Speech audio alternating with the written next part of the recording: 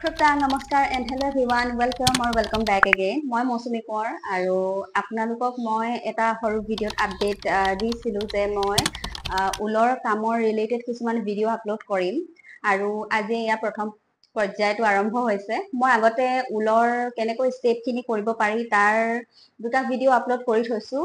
আপোনালোকে সেইকেইটা চেক কৰিব, তাৰ পাছত এইখিনি প্ৰচেছখিনি হৈ যাব। আৰু বহুত ধন্যবাদ জনাইছো আপোনালোকক আৰু অলপমান নাৰ্ভাছো হৈ আছো এনেকে যিহেতু কথা কোৱাৰ ইমান বেছি অভিজ্ঞতা নাই। বাৰু যি কি নহওক, এতিয়া মূল কথালৈ আহো।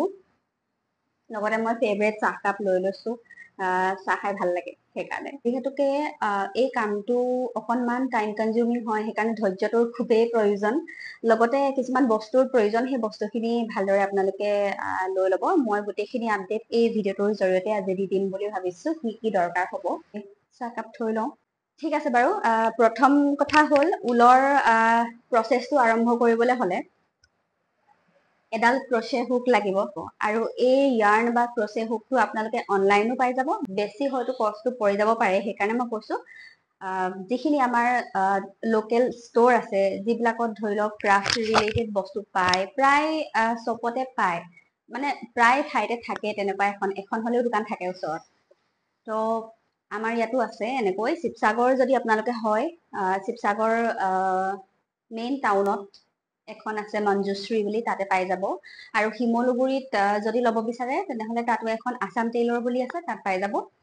আৰু ক্ৰচে হুকটো মেইন এই যিটো হুক হয়, এইটো মই 2.5 মিলিমিটাৰ, এইবিলাকৰো ভাগ আছে। এইখিনি যদি আপোনালোকক গোটেইখিনি দেখাব লাগে দেখাই দিম, একো নাই।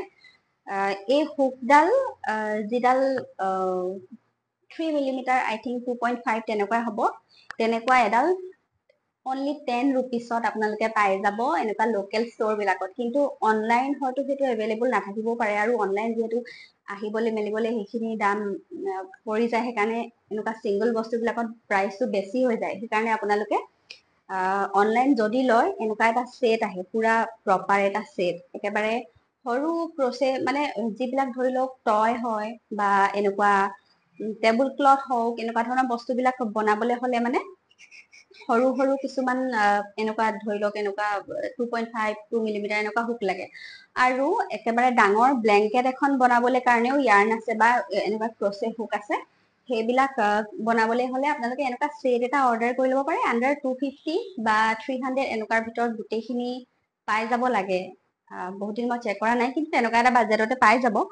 আৰু ইয়াৰ্নটো বিশেষকৈ লোকেল ষ্ট'ৰ বিলাকত যিখিনি ইয়াৰ্ন আহে, সেইখিনি ব্ৰেণ্ডৰ ইয়াৰ্ন নহয়, আৰু সেইকাৰণে তাৰ কষ্টটো বহুত কম পৰে। বাকী যিখিনি ধৰি লওক আপুনি অনলাইন কিনিব, এটা ব্ৰেণ্ডৰ আণ্ডাৰত কিনিব, তেতিয়া অলপমান কষ্টটো বেছি হয়, কাৰণ ব্ৰেণ্ডেড হয়, লগতে কোৱালিটিটো বহুত বেছি ভাল হয়। কিন্তু আপোনালোকে শিকিবলৈ কাৰণে প্ৰথম, আৰু টেবুল ক্লথ, মোৰ মতে টেবুল ক্লথ বনোৱা বা গাত নিপিন্ধা বস্তুবিলাক বনাবলৈ এনেকুৱা কম ৰেঞ্জৰ ইয়াৰ্নটোৱেদিও আপোনালোকে বনাব পাৰে, একো নাই, খুব ধুনীয়া ধুনীয়া কালাৰ আহে।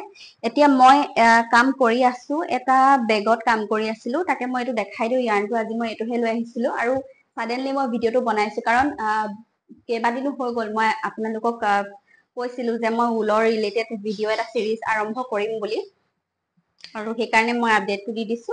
এইটো কালাৰটো দেখিছে, আৰু এইটো ইয়াৰ্নটো ইয়াতে অলপমান বেছি আছে, সেইকাৰণে কষ্টটো বেছি। কিন্তু 100 গ্ৰাম ইয়াৰ্নটো আপোনালোকে আণ্ডাৰ 30 to 40 ৰুপিছৰ ভিতৰত ল'ব পাৰে। মানে আপুনি যদি এই কামটোৰ প্ৰতি আগ্ৰহী হয়, আণ্ডাৰ 50 to 60 ৰুপিছৰ ভিতৰত আপোনালোকে কামখিনি শিকিব পাৰে। আৰু এখন কেঁচিটো সকলোৰে ঘৰত থাকেই, এখন হলেও, বা লৈও ল'ব পাৰে, একো নাই, সৰু কেঁচি এখন। কেঁচিখন লাগে, মেইন মানে বস্তু কেইটা লাগে এই কামটো শিকিবৰ, ঊলৰ কামটো শিকিবৰ কাৰণে। বিশেষকৈ এডাল ক্ৰচে হুক লাগে, লগতে লাগে ইয়াৰ্ন আৰু এখন কেঁচি। আৰু এই তিনিটা বস্তুৰেদি আপোনালোকে বিভিন্ন ধৰণৰ বস্তু বনাব পাৰিব, আৰু খুব এটা ভাল লগা কাম হয় এইটো। সেইকাৰণে মই আপোনালোকক এই ভিডিঅ'টোৰ জৰিয়তে থুলমূলকৈ আভাসটো দি দিছো যে কেনেকুৱা হয় ঊলৰ মানে বস্তুখিনি। ময়ো মাজভাগৰ পৰাই আৰম্ভ কৰিছিলো, ইমান জনা নাছিলো যে প্ৰচেছটোত কেনেকুৱা কি হ'বগৈ, বা কি বস্তু বনাব পাৰিম, কেনেকুৱা কি। আমাৰ অসমত বিশেষকৈ ঊলৰ বস্তু বনোৱা তেনেকুৱা মই বহুত কিবা ডাঙৰ তেনেকুৱা ধৰি লওক লগ পোৱা নাই, কিন্তু যিহেতু ছচিয়েল মিডিয়াৰ যুগ এতিয়া, আপোনালোকে সেইটো কাৰণে মাৰ্কেটিংখনৰ কাৰণেও মানে ভয় খাবলগীয়া একো নাই, কাৰণ আজিকালি অনলাইন আপুনি কিবা এটা বস্তু যদি আপলোড কৰে, যদি আপোনাৰ ক্ৰিয়েটিভিটিটো ধুনীয়া এট্ৰেক্টিভ হয়, তেন্তে মানুহে আপোনাৰ পৰা ল'বই, কোনো কথা নাই। আৰু ট্ৰেণ্ডিং কিছুমান বস্তু থাকে, সেইবিলাক বস্তুৰ ওপৰতো আপোনালোকে কাম কৰিব পাৰে। যেনে কি চেইনটো এতিয়া খুব বেছি ফেমাছ, আৰু ভাল পায় মানুহে। হাতৰ কামটোক প্ৰথমতে ভাল পোৱা মানুহখিনিয়ে যিকোনো ধৰণৰ হাতৰ কামকেই গুৰুত্ব দিয়ে, খুব বেছি ভাল লাগে। আৰু কি চেইন হওক, টেবুল ক্লথ হওক, বা আপোনালোকে বিভিন্ন ধৰণৰ কাম কৰিব পাৰে।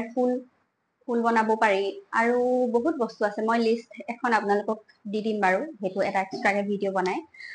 এইখিনি আছিলে ক'ব লগা। আৰু বিশেষকৈ এই চিৰিজটো আৰম্ভ কৰিবলৈ হ'লে প্ৰথমতে আপোনালোকে প্ৰথমৰ পৰা বস্তুখিনি শিকি আয়ত্ব কৰাটো বেছি ইম্পৰ্টেণ্ট। বস্তু এটা প্ৰথম বনোৱাত গুৰুত্ব দিয়াতকৈ পেটাৰ্ণ মেকিং বুলি এটা প্ৰচেছ আছে, সেই প্ৰচেছটো যদি ভালকে আপোনালোকে ধ্যান দি বস্তুখিনি শিকে, তেতিয়া মানে আপুনি যিকোনো ধৰণৰ বস্তু বনাব পাৰিব। পেটাৰ্ণ কেইটা শিকি লোৱাটো বহুত ইম্পৰ্টেণ্ট।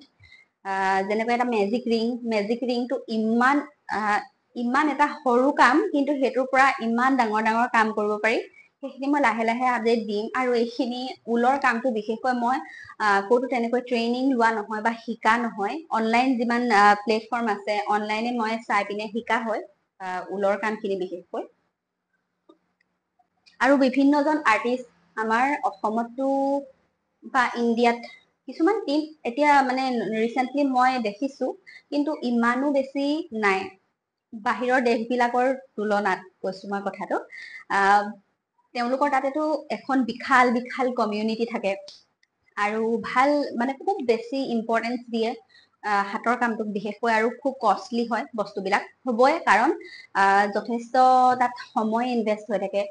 আৰু মই এইটো প্ৰাইচ যিটো ক'লো, এইটো এটা সাধাৰণ মানে আমাৰ নন ব্ৰেণ্ড এটা ইয়াৰ্ণৰ মই আপডেটহে দিছো। বহুত দামী দামী ইয়াৰ্ণো আছে, যিবিলাক ধৰি লওক এটা 100 গ্ৰামতে 500 to 600লৈকে মানে ষ্টাৰ্টিং প্ৰাইচে থাকে। আৰু আপুনি যিকোনো ধৰণৰ এটা প্ৰজেক্টত কাম কৰিবলৈ হ'লে যথেষ্টখিনি ইয়াৰ্ণৰ প্ৰয়োজন হয়, ডাঙৰ কাম যদি কৰিবলৈ হয়। আৰু সেয়াই, গতিকেলৈ খুব সুন্দৰকৈ মই চিৰিজটো আপোনালোকৰ আগত আগবঢ়াই যাম। যি বস্তু মই বনাও, মানে যিখিনি বস্তু মই জানো, মানে ইতিমধ্যে এতিয়ালৈকে মই আয়ত্ব কৰিছো। আৰু অনলাইন মই চাগে কিমান আৰ্টিষ্টক আজিলৈকে ফ'ল' কৰিছো বা তেওঁলোকৰ কাম চাইছো, মানে হিচাপেই নাই।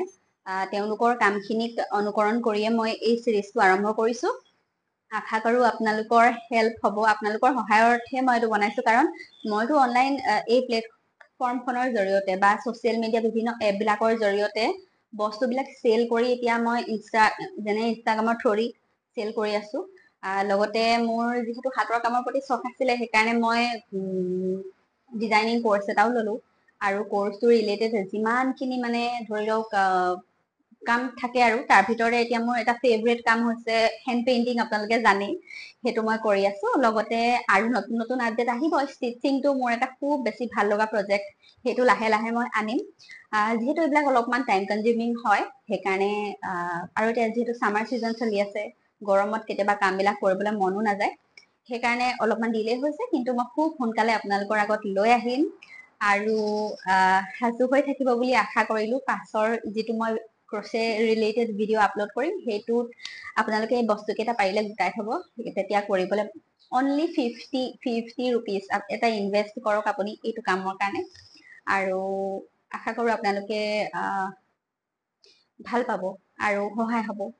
আৰু মেণ্টেল পিচৰ কথা মই এইখিনিতে কওঁ, মানসিক শান্তিটো মানুহক বহুত জৰুৰী এই এনেকুৱা এটা সময়ত। কাৰণ আমাৰ অসমত এতিয়া মানে লাখ লাখ শিক্ষিত নিবনুৱাৰ সংখ্যা বাঢ়ি গৈছে।